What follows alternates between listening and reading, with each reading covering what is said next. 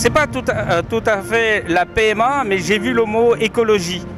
Et donc l'écologie, pour moi, ils sont à côté de la plaque depuis plus de 40 ans. C'est-à-dire qu'ils n'apportent que des solutions de pansement et non pas d'éradiquer le mal d'origine. Le mal d'origine, pour moi, c'est la quantité d'humains. C'est-à-dire qu'aujourd'hui, on est proche de 8 milliards. Imaginons si on était 1000 habitants sur la planète. Est-ce qu'on aurait tous ces problèmes qu'on a? Les guerres, les chômages, les conflits entre les hommes, les guerres de religion, voilà. Et c'est dû pour moi par rapport à la quantité d'humains. Si on était 1000 habitants, il y aurait tout de suite des logements pour tout le monde, du travail, il y aurait moins de conflits entre les hommes. Donc l'origine, c'est la quantité d'humains et non pas les pansements comme par exemple l'éolien, les énergies renouvelables. Oui, ce sont des solutions, mais c'est des solutions à court terme qui ne laissent pas la faune sauvage se régénérer. Pour moi, c'est la faune sauvage qu'il faut vérifier si la faune sauvage est en régression ou en expansion. Aujourd'hui, elle est en régression et non pas en expansion. C'est dû par rapport à l'homme, il utilise l'espace partout. Vous voyez, même la connerie, jusqu'à la mer, l'homme est arrivé à des quotas de pêche.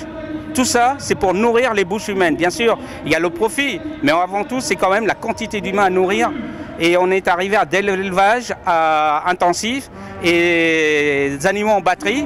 C'est pour les nourrir tous ces hommes. Quand je suis chauffeur routier, je vois les monocultures. Et il n'y a pas, dans les vignes, du côté de l'Est de la France, à Épernay par exemple, j'ai circulé, il n'y a pas un terrain pour les lapins, pour la faune sauvage. Tout est pour la monoculture, pour l'homme. Que pensez-vous du tout électrique?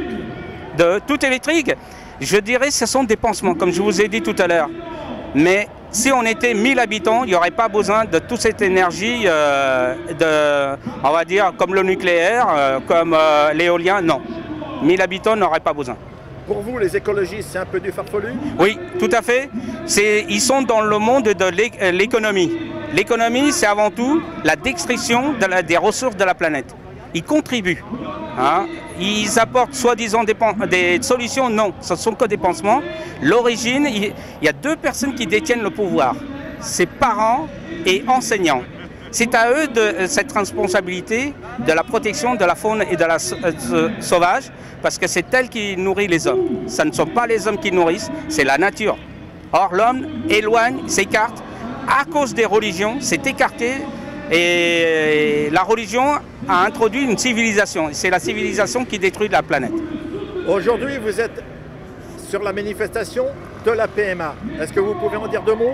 La PMA, pour moi, c'est une solution pour les hommes.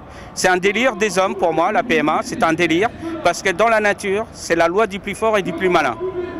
Or, là, c'est pour contribuer aux gens les plus faibles. Or, dans la loi de la nature, ça n'existe pas. Donc, pour moi, la PMA n'est pas la bonne solution pour continuer à respecter la faune sauvage. Vous pensez que dans les années à venir, l'homme n'aura plus sa place?